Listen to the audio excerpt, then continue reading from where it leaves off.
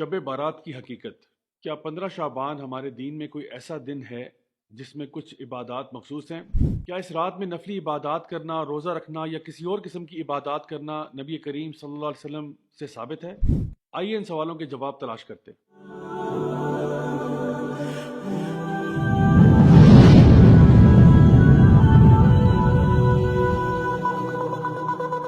अस्सलाम वालेकुम वरहमतुल्लाहि वबरकातुहू। माय डियर ब्रदर्स सिस्टर्स, मेरा नाम राजा ज़ियाउल हक है, assistant professor at the international Islamic university and CEO at youth club. Shab Barat या 15 शाबान की फजीलत के अतबार से हमारी उम्मत में बहुत बहस व मुबाहिसा पाया जाता है और अक्सर लोग इसके बारे में बहुत गर्मा गर्मी भी हो जाती है। तो मैंने सोचा कि आज मैं आपके सामने एक बहुत ही मोतदिल अंदाज में, बहुत ही बैलेंस तरीके से इसके बारे में कुछ बातें पेश करूँ। सबसे पहली बात यह है कि हम लोग हमेशा ये चाहते हैं कि अल्लाह ताला हमसे राज़ी रहे, अल्लाह के नबी करीम सल्लल्लाहु अलैहि वसल्लम की जो तालीमात हम तक पहुँची हैं हम उनके मुताबिक अमल करें और सारे वो काम करें जिससे अल्लाह राज़ी हो जाता है। अब बात यह है कि अल्लाह को राज़ी करने के लिए जो इन्फॉर्मेशन आपको चाहिए होगी वो ज़ाहिर सी बात है, उसके दो ही बुनियादी तौर पे सोर्सेज हैं। तो या तो वो अल्लाह सुब्हान ताला की किताब है कुरान मजीद, या फिर वो नबी करीम सल्लल्लाहु अलैहि वसल्लम की सुन्नत है जो कि 100% ऑथेंटिक है। मैंने कुछ दिन पहले बिदतों से रिलेटेड भी एक वीडियो पोस्ट किया था जिसमें हम लोगों ने एक रूल डिस्कस किया था जो हमारी शरीयत का है कि जहाँ तक दीन का ताल्लुक है तो हमेशा वही काम किए जाएंगे जिस पे 100% अल्लाह और उसके रसूल की मोहर हो। इसके अलावा अगर कोई इबादत हम नए तरीके से दीन में लेके आएंगे तो वो फिर बिदत में शुमार की जाएगी और नबी करीम सल्लल्लाहु अलैहि वसल्लम की इस बारे में बड़ी सख्त वईद है कि हर बिदत जो है वो गुमराही है और हर गुमराही जो है वो जहन्नम की आग में है। तो आइए अब देखते हैं कि शाबान और स्पेशली ये जो निस्फ शाबान है या 15 शाबान है कि जिसको हमारे आम इस्तिलाह में शब बारात कहा जाता है, इसकी हकीकत क्या है। तो सबसे पहले हम वो चीज़ें डिस्कस करते हैं जो 100% ऑथेंटिक हैं। नंबर एक, शाबान के महीने की फजीलत इस एतबार से ज़रूर मौजूद है कि नबी करीम सल्लल्लाहु अलैहि वसल्लम पूरे साल में रमज़ान के अलावा किसी और महीने में इतने रोज़े नहीं रखते थे जितना कि शाबान के महीने में रखा करते थे। लेकिन इसके साथ साथ नबी करीम सल्लल्लाहु अलैहि वसल्लम ने 15 शाबान के बाद रोज़े रखने से मना फरमाया। तो इसकी वजह हमारे उलमा ये बयान करते हैं कि इंसान अपने आप को रमज़ान के आने से पहले ही रोज़े रख रख के थका ना दे। लेकिन अगर कोई ऐसा शख्स है जिसको ऑलरेडी आदत है ज़्यादा रोज़े रखने की नफली तौर पे, तो इंशाल्लाह वो रख सकता है। लेकिन उसको भी चाहिए कि वो भी रमज़ान के शुरू होने से 2-3 दिन पहले रोज़े रखना तर्क कर दे। तो ये तो थी शाबान की फजीलत कि इस महीने में नबी करीम सल्लल्लाहु अलैहि वसल्लम ज़्यादा से ज़्यादा रोज़े रखा करते थे। जहाँ तक ताल्लुक 15 शाबान का है तो इस हवाले से जो दो रिवायात हमारे सामने आती हैं जिनका माने तकरीबन एक जैसे हैं, जो कि ऑथेंटिक हैं, उसमें ये बात बयान की गई है कि अल्लाह सुब्हान तआला इस रात को अपनी मखलूक की तरफ देखते हैं और सिवाय मुशरिक के या वो शख्स जो कि बुग़्ज़ और कीना रखता है, सबको माफ़ फरमाते हैं। तो इस बात से पता ये चला कि अगर आपके अंदर ईमान की कमी है या अगर आप लोगों के बारे में बुग़्ज़ कीना वगैरह रखते हैं तो बराए मेहरबानी 15 शाबान से पहले पहले इसको दुरुस्त करें ताकि अल्लाह सुब्हान ताला आपको माफ़ फरमाए।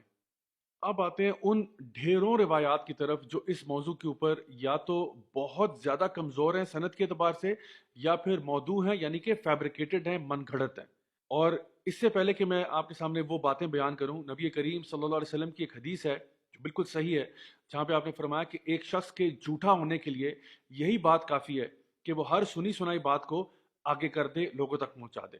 तो इसलिए हमें बहुत एहतियात करनी चाहिए कि इससे पहले कि हम किसी को कोई ज़ईफ़ रिवायत बताना शुरू करें या कोई उसको मनगढ़ंत रिवायतें सुनाना शुरू करें विदाउट वेरीफाइंग फर्स्ट, हमें खुद अपने बारे में सोचना चाहिए कि क्या हम झूठों की सफ़ में शामिल होना चाहते हैं या नहीं। तो सबसे पहले वो लोग जो ये कहते हैं कि इस रात को फैसले होते हैं और तकदीर के फैसले और रूहें निकल आती हैं वगैरह वगैरह। तो पहली बात तो ये कि रूहों का निकलना तो हमारे दीन में कोई टॉपिक है ही नहीं, क्योंकि जो शख्स एक दफ़ा फोत हो गया उसका मामला अल्लाह के साथ है, वो आलिम बरज़ख है। जो फोत हो गया वो वापस नहीं आता। दूसरी बात ये कि जो लोग ये कहते हैं कि इस रात में कुरान मजीद नाजिल हुआ था, ये बिल्कुल फैब्रिकेटेड बात है। इसलिए क्योंकि कुरान मजीद हम सब जानते हैं कि वो लैलतुल क़द्र में नाजिल हुआ था। इन्ना अंज़लनाहु फ़ी लैलतुल क़द्र वमा अदराका मा लैलतुल क़द्र, ये बच्चा बच्चा ये बात जानता है। और लैलतुल क़द्र जो है वो रमज़ान के अंदर आखिरी अशरे की ताक रातों में तलाश की जाती है।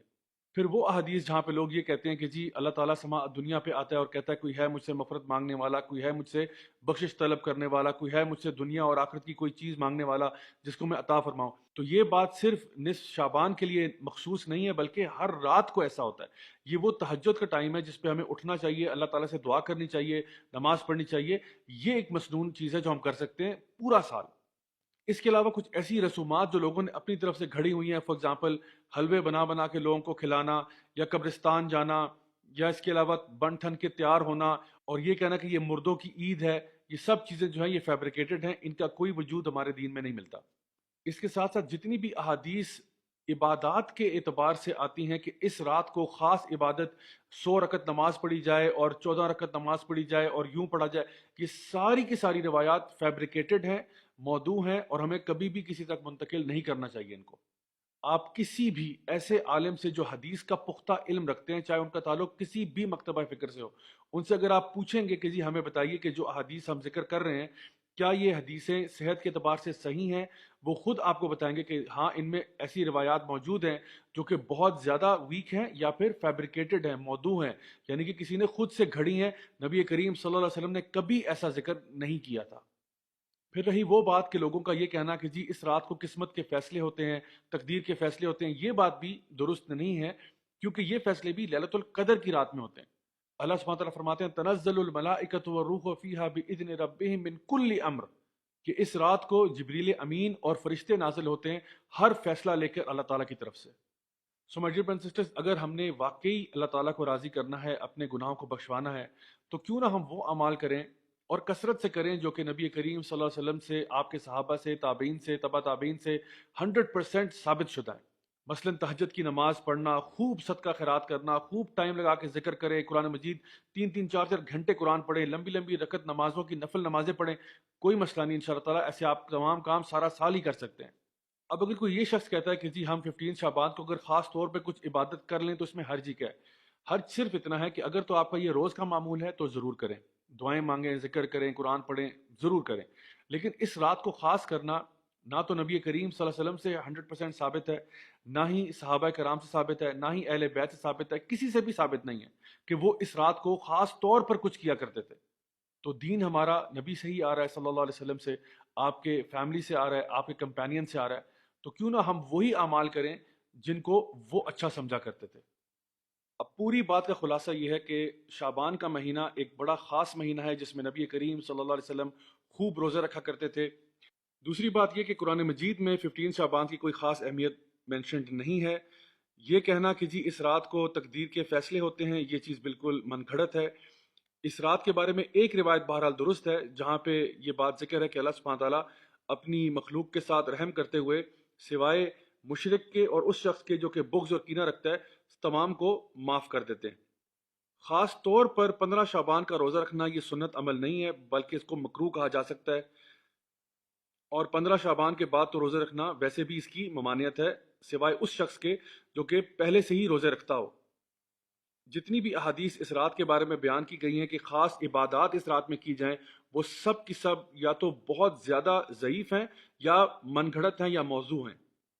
نبی کریم صلی اللہ علیہ وسلم سے، آپ کے اہل بیت سے، آپ کے صحابہ سے کوئی ایسی خاص عبادات منقول نہیں ہے کہ انہوں نے بیان کیا ہو کہ اس رات کو یوں یوں خاص عبادات کرنی ہے. اور آخر میں یہ کہ اس رات میں چراغاں کرنا، خاص قسم کے کھانے بنانا، حلوے بنانا اور قبرستان جانا، یہ سارے کے سارے اعمال کرنا درست نہیں ہے اور بدعت میں شمار ہو سکتے ہیں. اللہ تعالیٰ سے دعا ہے کہ اللہ تعالیٰ ہمیں بالکل صحیح معنوں میں اپنے دین پر چلنے کی توفیق عطا فرمائے، ہماری کمیاں، کوتاہیاں، غلطیوں کو معاف فرمائے اور ہم سب کو جنت الفردوس میں اعلیٰ مقام نصیب فرمائے. Until next time, this is me, Raja Zawlak, signing off. Wassalamu alaikum wa rahmatullahi wa barakatuh.